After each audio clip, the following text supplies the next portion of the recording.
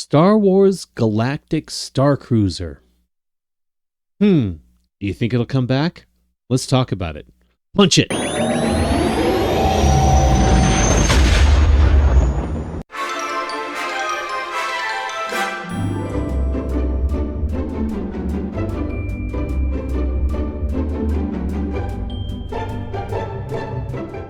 Welcome back, everybody. I'm Chuck, and I'm going to talk about Star Wars stuff.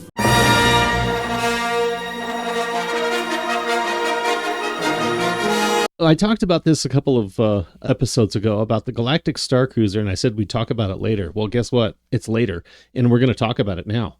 I am, again, as ever, late to the game on all of this, okay? So you have to bear with me on some of this. I'm sorry. Galactic Starcruiser opened on March 1st in 2022, and it closed on September 30th, 2023. It lasted a year and a half. And there was also a one-time surprise reopening in October of 24 that I didn't know about it until I read something about it like last week. And it was like, well, surprise. And apparently it was the Halcyon Con. That was the name of the Galactic Starcruiser, was the Halcyon.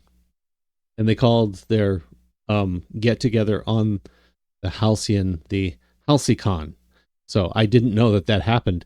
If anybody does know about that, please comment. I would love to know about what happened with that, and if they actually did use the Galactic Starcruiser at Walt Disney World to do the convention, because that would have been awfully cool, and I would have loved to have gone. But anyway, so the Galactic Starcruiser. For the first time, it's real. We've traveled to the far reaches of the galaxy. We got recruited by the Resistance. And now, we're ready. Come on, Dad! We gotta go save the ship. No. We're gonna save the galaxy.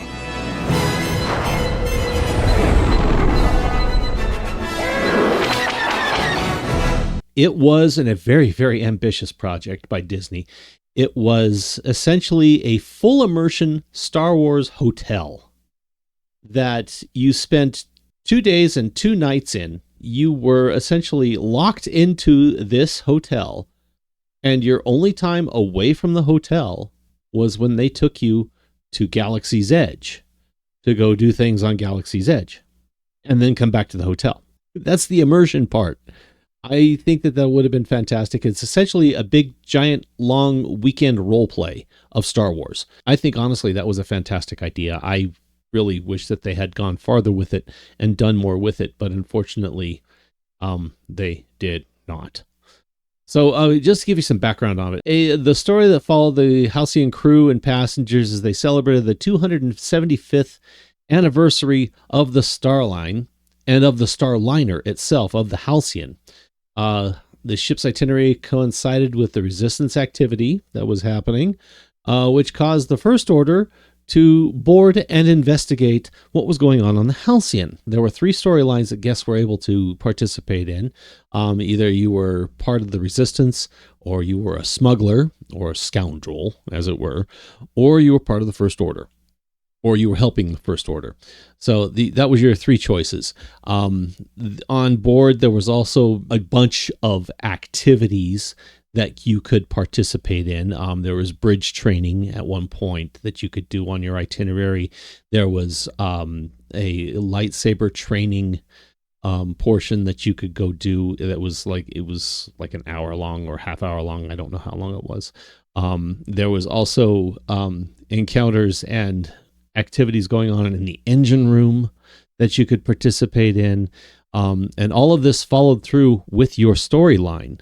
And it would show up on the data pad that they gave you to participate with. It was essentially an iPhone or an Android, I don't know.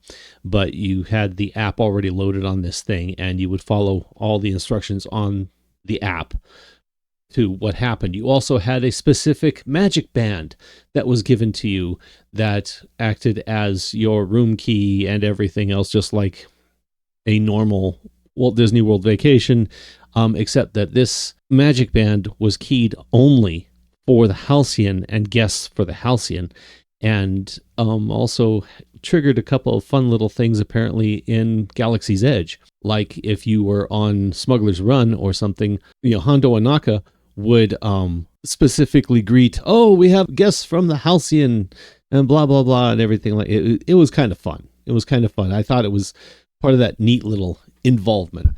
The storyline and the time frame of the Halcyon apparently is supposed to have taken place between the events of episodes 8 and 9 in the Star Wars canon. It was all deeply involved and all fun and everything. But anyway, it was a 2-day, 2-night experience with only a one-time away from the ship experience on Batuu, on essentially Galaxy's Edge and Hollywood Studios. Guests were given special pins to wear also when they went to Batuu to distinguish them from regular guests of Walt Disney World. So there was that. And the cast members would actually interact with you as though you were guests on the Halcyon. So that's fun part there too. There was a whole lot of criticism online when this hotel came about, and some of it was merited, some of it was not. I mean, you can go in and go find all kinds of fun things with it as far as what was on YouTube and what was being said on other platforms, and you can do the deep dive there. I think some of it was merited, yes, due to the fact of the cost of the hotel. I also think some of it was merited because, yes, I do believe that the storyline probably got stale. So a lot of folks didn't think that was a lot of fun to do. So the popularity of the Halcyon and the Starcruiser experience started to dwindle. And there weren't that many people starting to schedule vacations on the Halcyon. And it was because the people who already paid the money, or who could pay the money, had already gone. There was much criticism of the cost of the experience. The base cost of the experience was about $4,800 for 2 people. That was 2 days and 2 nights at $4,800.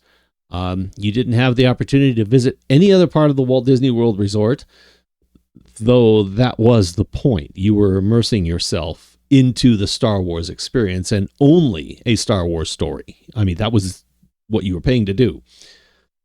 In the year and a half the Starcruiser operation, there wasn't much change in the storyline. The individual cast members playing particular parts would rotate around for obvious reasons, but the main storyline remained the same. So the popularity seemed to drop off. And I believe it was for 2 reasons.